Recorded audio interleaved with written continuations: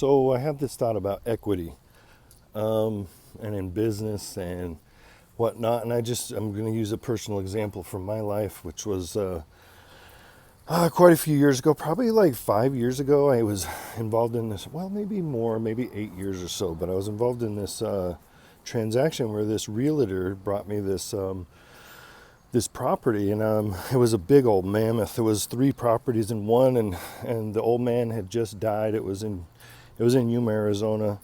There were three bars for sale, and so, well, it was the Fun Factory, the one on the south of town. Darn, I don't remember. Okay, so, but there was three properties involved. Oh, there was a water slide park too, and the equity in this place was through the roof. I couldn't believe how much it was worth. It was like the equity in it was like $33 million, probably upwards of $40 million, like honestly, what it was really worth. Because, really, he could have just turned that place out. I mean, they weren't at max capacity. So, like, that's at the high end. But at the low end, let's just say it was worth 24 million, right? And so one of the places, the Fun Factory, was worth the most, right? And they wanted to, what do they want to do with that?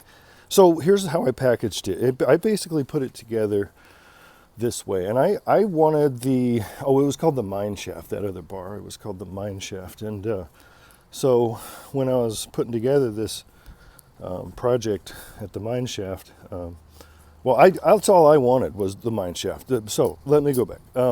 And I was going to give the other two investors the more valuable properties because of the equity and the investments that the Zellers had put into it. And so it was kind of funny because, like, I'm just a guy and I live in a house on First Street. I'm poor, I appear poor to people, or I did back then, especially. And quite honestly, I'm glad I didn't get the money back then because I don't think I would have been ready for it. In all honesty, that's for sure.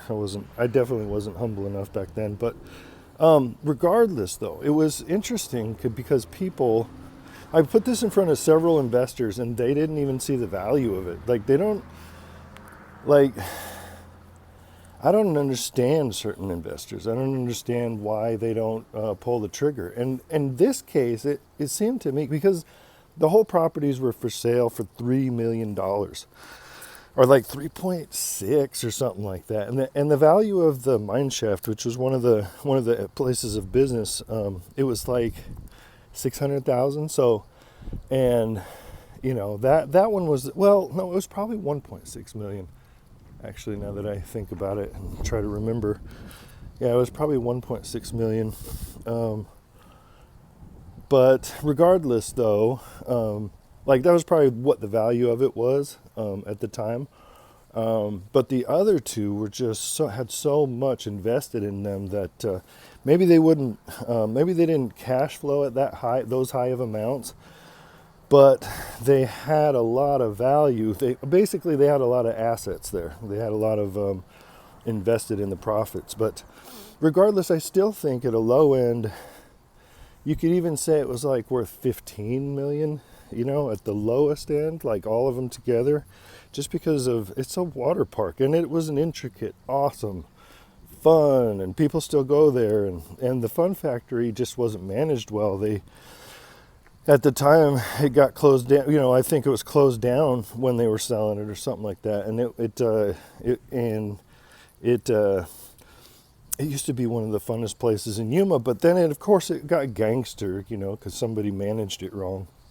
And gangsters always have shootings and this, that, and the other, and people just really don't know how to manage security altogether at places like that. And you gotta have cool bouncers, people that can relate to the people. We're not trying to hurt them and whatnot. So, I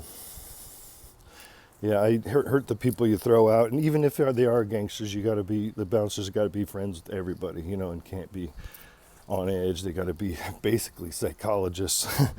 But these places were money-making factories, and so how I presented it to several. I might have been able to do it with one of my investor buddies, like a brother-in-law that I had before, but I kind of had a grudge against him, so I just asked him for advice on taking down this mammoth of a project, and he gave me some good advice. But ultimately, I wasn't. It was interesting to me that I would present this information, and then I'd go, well, I just want the least valuable property. You guys can have the ones worth 15. I'll have the one worth $1,500,000, you know, and for $3 million we can buy the whole thing. Like, are you kidding? You know, and then these places, oh man, so valuable.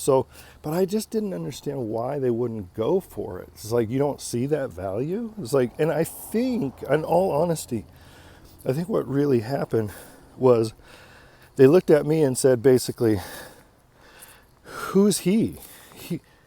Why should I do this? It's not worth what he says, because of how they perceived me as just being, but they weren't looking at they weren't listening to my words about equity and all the value that's there, and I don't think they had very good analytical decision making process. But when investors do have good analytical skills, I believe they can make a lot more money than others, because they can see the value. They don't have to have like somebody tell them it's valuable, you know, that's wearing a suit and tie. It can be a guy in shorts and a t-shirt that's saying, hey, look over here, let's go take this down. You make 10, you make 10. And the guy bringing the deal is just finder's fee basically. And he makes 1 or 2. It's like, I don't understand. But anyway, that's, I'm trying to figure out a way where,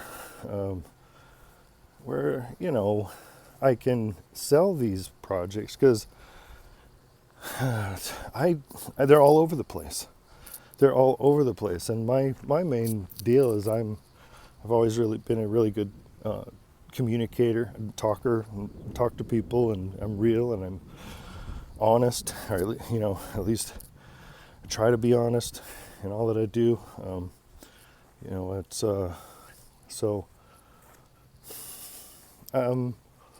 yeah. Anyway, just some thoughts for the morning, and have a great day.